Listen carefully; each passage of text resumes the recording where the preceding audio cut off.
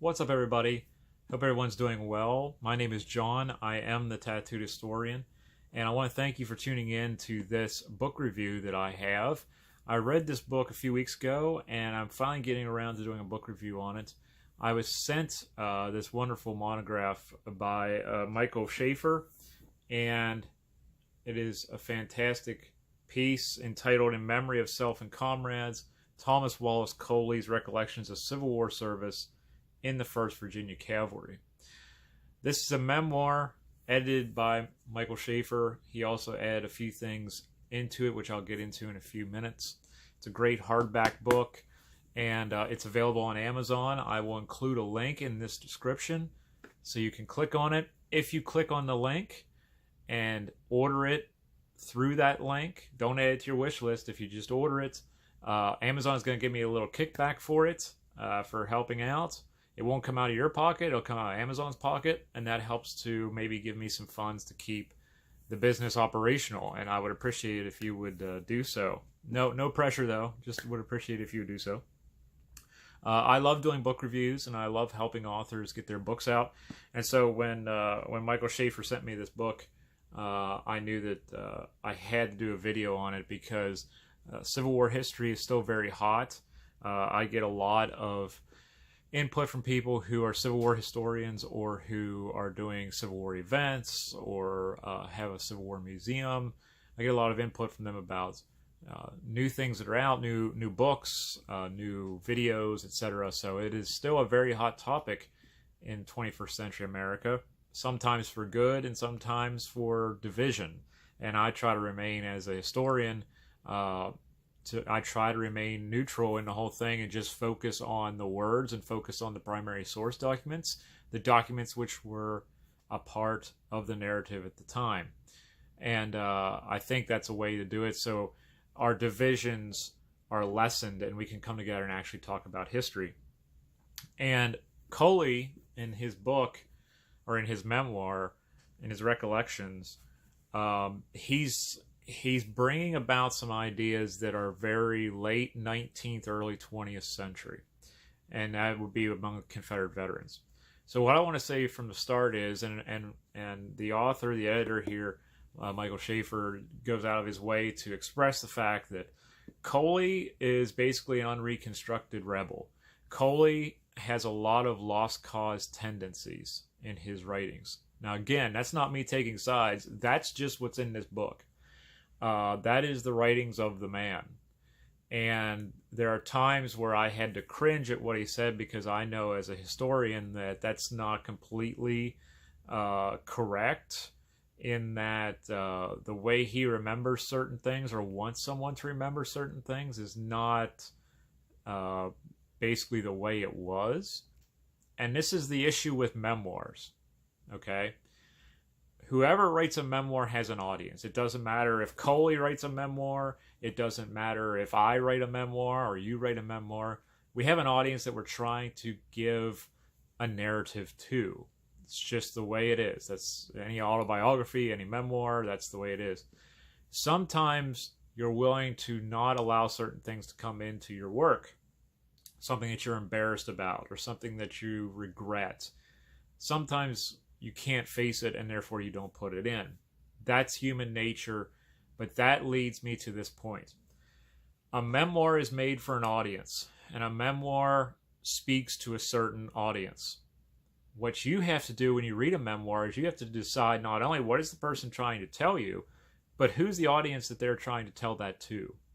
And overwhelmingly, while I was going through this book, Colley, in his reminiscences, in his recollections, is fervently trying to get at the mindset of a white Southerner, especially possibly another white Southerner who had served in the Confederate Army or in Confederate service, or who was just a staunch Confederate at that time.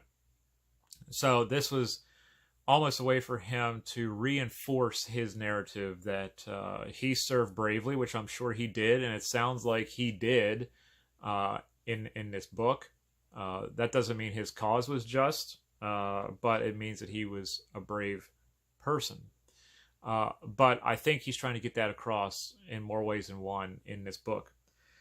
So Michael Shaffer is correct. There are lost cause tendencies in this book. That's the way of the world at that time when Colley is doing these recollections. There are some things in there when you read through it that you're going to be able to pick out and say, well, no, that doesn't really fit the narrative of causation, or that doesn't fit the narrative of how slaves were treated at that time, because we have documentary evidence that proves otherwise in mass.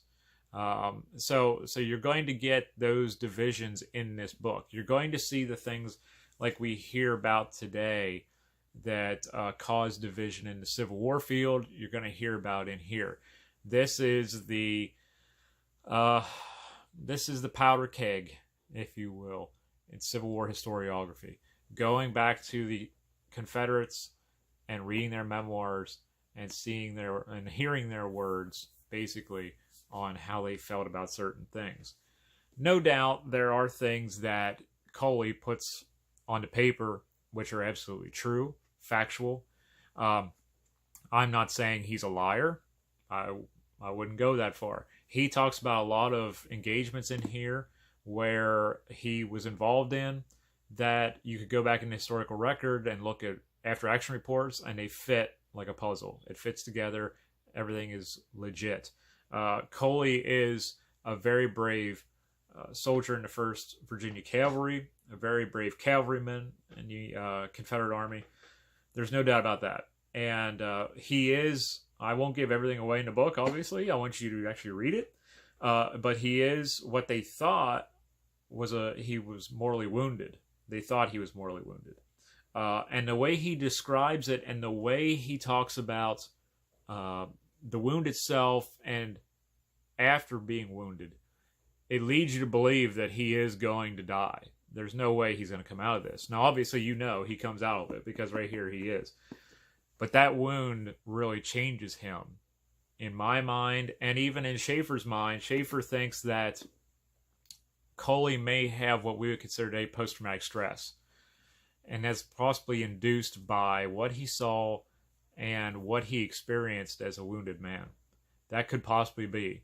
That's a whole different argument for a lot of other historians and psychologists to talk about, which would be an excellent panel discussion someday in the future.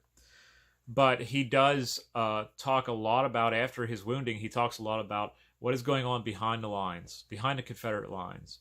What is going on where men are trying to recuperate from their wounds.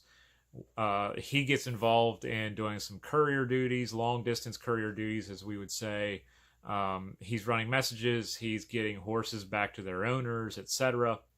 And he's from southwestern Virginia. And what really struck me was he's in northeastern Virginia fighting, getting wounded, and recuperating.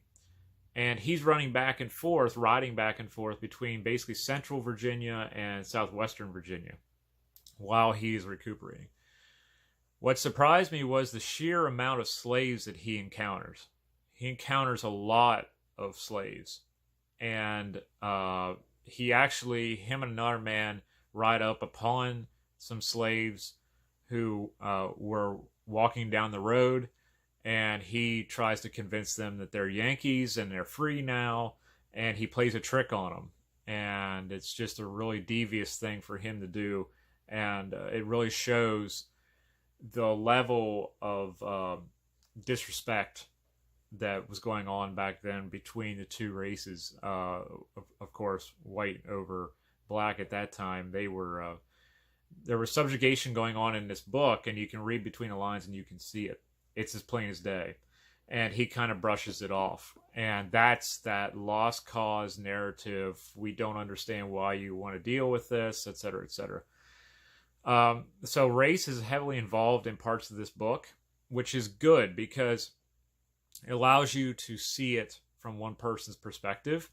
Even though today we would say, well, that's a pretty silly way of looking at it. It is his perspective. That's what's on the historical record now. So he is now glued to that. And that's how we have to take it. But we have to take it as the audience he wants to present this to. Remember that. It's a memoir. Now, with that in mind, Shaffer also puts in the back of the book, he puts letters that Colley wrote during the war. So you can look at letters that he wrote at the time and compare them with his recollections after the war, which is a fantastic thing because from time to time, certain things may change. And what you see in real time or what you remember a day later can be different than what you remember 20 years from now. And that's a great thing to look at. So this book encompasses all that, where you're looking at something first from decades later, but then you're going back into the historical narrative and you're looking at it within a day of the incident or a week of the incident when he's writing home. And I think that's a really strong point for this book. It is very well done. It's printed by the University of Tennessee Press. Again, it's available on Amazon. I want to thank Michael Shaffer for sending me a copy. I highly recommend it. And I want to stress that it is a memoir. You must remember who he is writing to. Who is his audience? Just like any other memoir that I may do a book review of on here in the future, I'm going to tell you the same thing. It doesn't matter if it's a Civil War soldier, a Revolutionary War soldier, a factory worker in World War II. Who is the audience this memoir is supposed to be speaking to? So when you read this book, keep that in mind. Think about that audience. But also remember that you're dealing with thoughts 20 years, 30 years, 40 years after the fact.